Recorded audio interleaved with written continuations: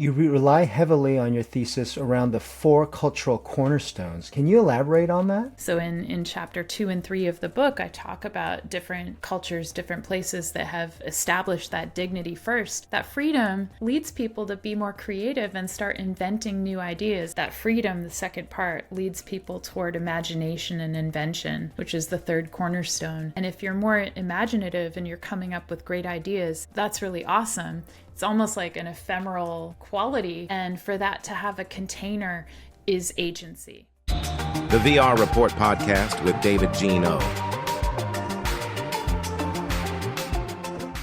Hey, what's up, everybody? This is David O from the VR Report podcast, and I have a very special guest, Caitlin Krause. Caitlin, how are you today? David, I'm doing really well. It's so good to be here with you. Fantastic. Caitlin, you're a writer. You just published this book that we're going to be talking about today, as well as being a lecturer at Stanford, and you've built a career on wellness and technology. Can you please give an origin story to yourself? Sure. This is a great place to start because I would say wellness is not a tag word that I originally attached to myself. It's sort of a recent development because I see myself as an experience designer. I've been a programmer working in XR for over a decade and a half. And essentially, thriving is what we all want to do. We all want to have fun. We want to be humans in the loop. A lot of times, my background leading me into this career path of blending author with teacher with starting my own business came from this desire to make life better for a lot of people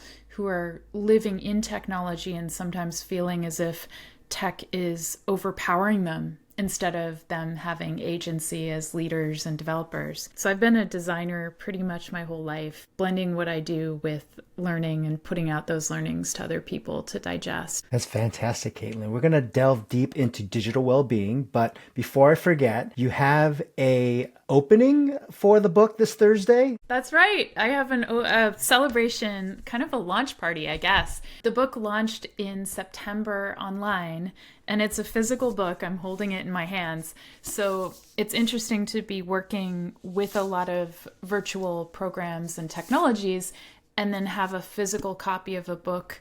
Having this gathering in person for people to honor it coming out is really special. So it's happening on Thursday, December 12th at a place called Treasury in San Francisco. So it starts at 5, goes until 8, and we'll have people toasting and celebrating and gathering around to just mark this moment of this book that took about a year to write and produce. It still gives me goosebumps, David, just knowing that all of that research and time is now packaged and alive in the world in a way that someone else can experience. Why digital well-being, and how can it be better for leadership? First off, the title, when I was saying at the beginning that I didn't start off working with wellness, I feel lucky that I wasn't thinking in a siloed way because I studied math and science a lot growing up, combined it with being an English major, went back and studied writing, and I have an MFA in writing and storytelling with a focus on poetry. So digital well-being and what led to this book kind of led to layers of my history being a really curious interdisciplinary learner. And right now, I think if people look at the past 2 decades, since smartphones became really prevalent, I think a lot of people have that we don't really have the healthiest relationship with technology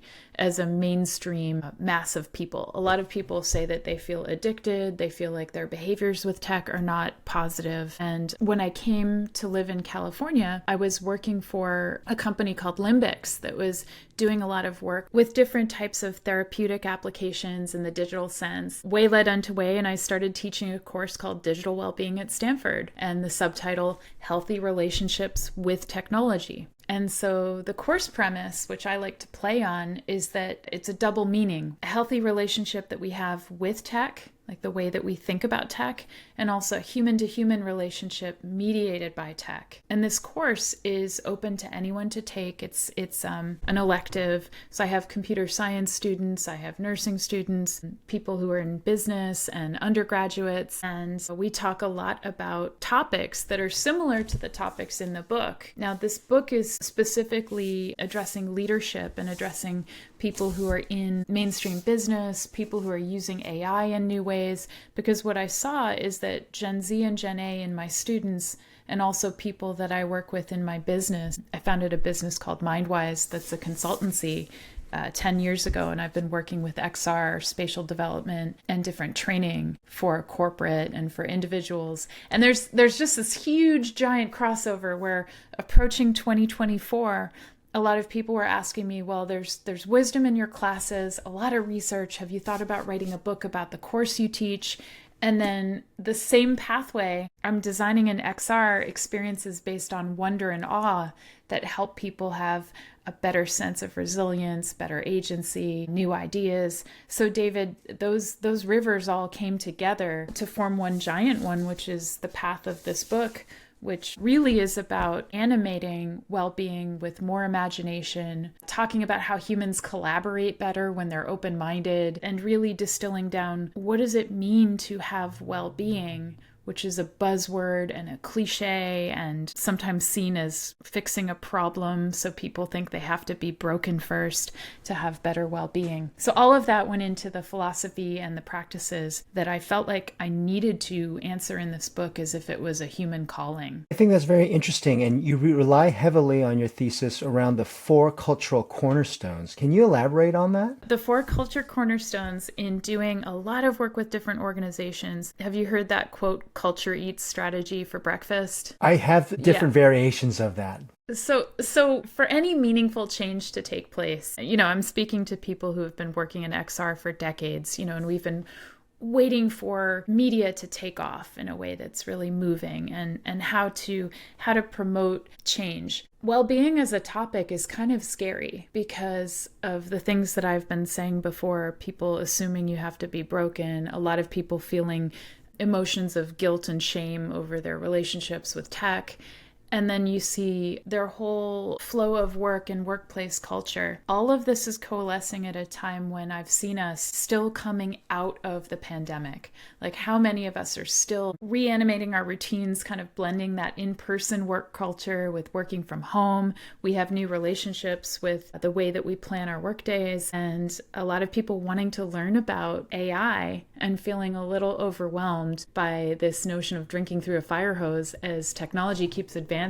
If you have 4 culture cornerstones in place, then your community feels it. People tend to feel a better sense of relational trust. I lay out the framework as starting with dignity. So the 4 are dignity, freedom, invention, and agency. So in any type of design, especially with well-being in mind, you have to start with human dignity, not as an either or, but how do we all have to feel as if we are respected, we're welcome, when we show up it matters, that our physical health matters, that people are encouraged in communities not just to grind and get by, but to thrive. So in chapter 2 and 3 of the book, I talk about different cultures, different places that have established that dignity first, then that's leading to more human sense of freedom. That freedom leads people to be more creative and start inventing new ideas. That freedom, the second part, leads people toward imagination and invention, which is the 3rd cornerstone.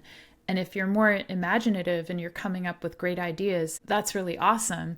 It's almost like an ephemeral quality. And for that to have a container is agency. So agency is the 4th part of the culture. Do people in working groups and collaboration, do they have any type of chance to apply what they're imagining and learning to some new outcome? That's fantastic. I think the frameworks actually make sense because when you think about dignity, for humans to actually interact, there's a sense of give and take, of showing a mutual respect, kind of like changing the idea of respect into dignity. And then once you actually, appreciate the other person having dialogue, then you have the freedom to then explore different ways of communicating or different ideas. And then you go into invention because you feel comfortable. You can then start being creative, and then you actually have choice. You have agency to do things. Is this all linear, or is this something that you is it a practice that you kind of just are aware of this framework of any situation that you get into? What's the best way to utilize this framework? I think a lot of this is non-linear, and it is layered. You can't really get to invention without feeling dignity. As a human, we want to feel safe, and part of our industry, I think as a whole, this is beyond XR, every industry is moving into, we had the industrial age, move toward creative age, where you have Daniel Pink, some of his writings, and we're moving into this collaboration age that turns into experience. So right now we're in an experience age where I would call it maybe the fifth industrial revolution. We have 4+ that people have cited. It's about how to be cooperative in a system that is still competitive with quality, but non-threatening in terms of, I think that a lot of humans are in a crisis of mattering and a crisis of meaning, which means that my book has a spiritual quality to it. At each part of this dignity, freedom, invention, agency, and in the book there are also frameworks for how to have keys to imagination and how to deploy these experiences and qualities of gaming that bring them about.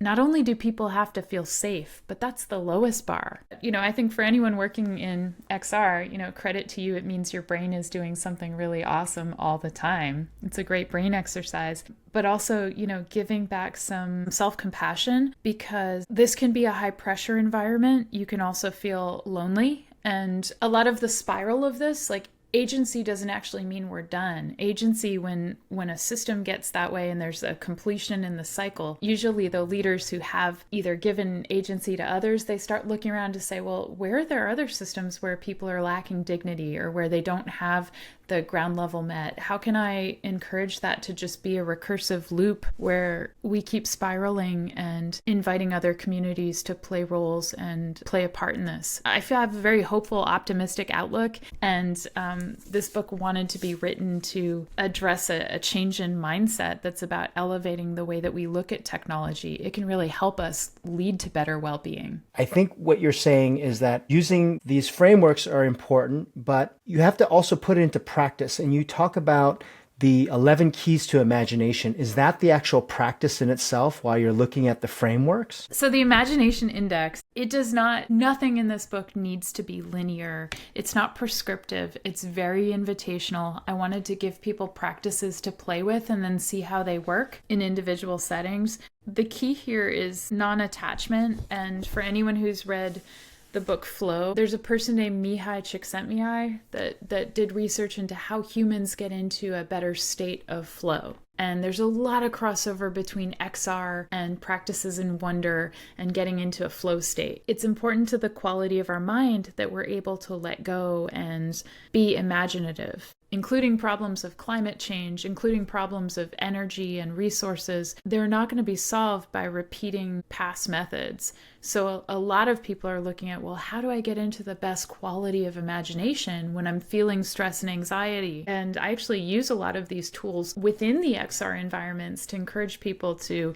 play different avatars and go into states of sketching out possibilities, playing with objects. There are all kinds of experiences that I'll lead inside of XR that deploy these elements of the imagination index that's in the book. So some of the qualities are, can these conditions of imaginative leaders and designers understand and embrace things like the fun factor? Are there elements of play that can motivate things? And Seymour Papert was someone at the MIT Media Lab that really encouraged people to have a better sense of play. How much do we prioritize it? And people like Nicole Lazaro and Raf Koster have written a lot about play and how much it means to us as humans to have that as part of our imagination priorities. Celebrate non-attachment to time, space, and identity. Can we create social connection opportunities? These are great places for imagination to happen because they encourage our brain to stop thinking from an egocentric point of view and more toward allocentric. And allocentric just means that you focusing on the whole and the whole system thriving, so you can have experiences dropping into somebody else's perspective. VR can help with this. And it's not just for understanding and empathy. That's wonderful.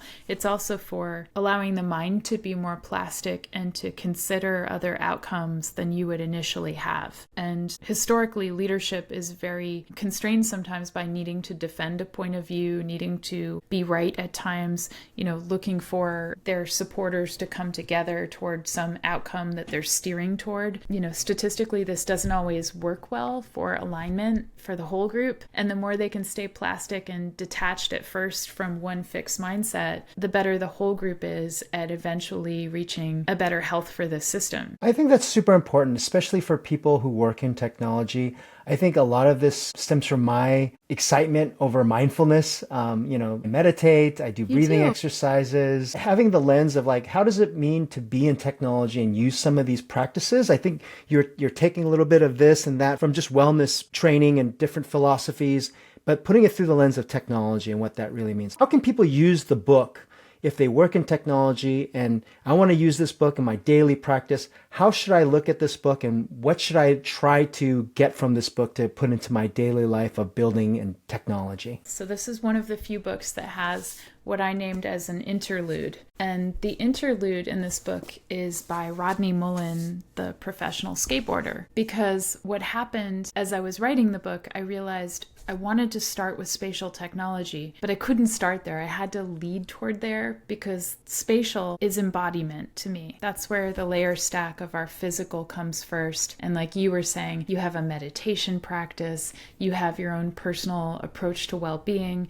And I wanted to start out and just make sure I level set, that there's the beginning of the book that's the ground. So anyone coming to it that wants to know, well, what's the history of well-being and how do different countries and cultures around the world approach this word, and how do we unite well-being with different indexes worldwide that approach the different factors, intellectual, behavioral, social. Then I addressed, why is digital separated from flourishing? Because I see a lot of things as mediated by digital and it doesn't change. Digital should be holistically approached. The angle that I take in the book is that it's conditional, it's based on our lifestyles, and it needs to be integrated more rather than taught as a separate subject and then treated as a principle where you have to be broken in order to be healed. So Caitlin, I would like to get your thoughts as being the previous chief wellness officer for one of my favorite mindfulness apps, TRIPP, which really helps you kind of explore the mind, but more than anything else, just really kind of meditate,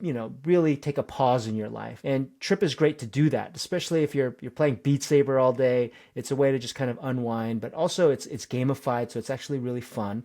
Can you tell me your experience working on TRIPP? I also love TRIPP and had a great time there, standalone, having these practices, again, that become part of your lifestyle. I'm so happy to have my own company, MindWise, and focus on that now and doing my XR work as a designer. TRIPP and the meditation experiences that people can have should always or could always couple with experiences that they would have ambiently social and connected to other people and both physical in person and also animated by digital tech. Something that's been occurring to me for the past 5 years, including the time that I was at TRIPP, is that the phrase digital detox needs to be changed. Because when we say, oh, I'm going to take a weekend and have a digital detox, that can be great for our system. But what's toxic? The toxic implication in that phrase is that it's the technology that's toxic. And that's not true. We've seen examples, including TRIPP, of ways that technology can be really wonderful and healing and connected. And it doesn't change the beauty of our relationship with the natural environment. So when I'm building an experience with other people in mind, I think a lot about how XR can encourage what I call asynchronous ambient connection. How can we feel things in a way that's so animated that we feel care and community from other people? And it doesn't have to involve eye gazing. It can involve different ways of encountering ways that people with neuroplasticity and neurodiversity can get involved, ways that we feel asynchronously connected through the environment and either experiencing it in live time with other people or in time where people are leaving us little messages. I really love what you said. The detoxing, it's not technology. If it was 50 years ago, I would have been working in a coal mine or I would have been planting crops and I would be in the field all day. I'm sure at those times people would say, wow, I just need to kind of relax and not be in the work zone. So I really liked how you said that. Wow. It's so fun to talk with you about meditation and more. And I'll be ready for part 2 when we want to have it. Fantastic, Caitlin. Thank you so much. Thank you, David. Cheers. Thanks, everybody. Cheers. Bye. Bye.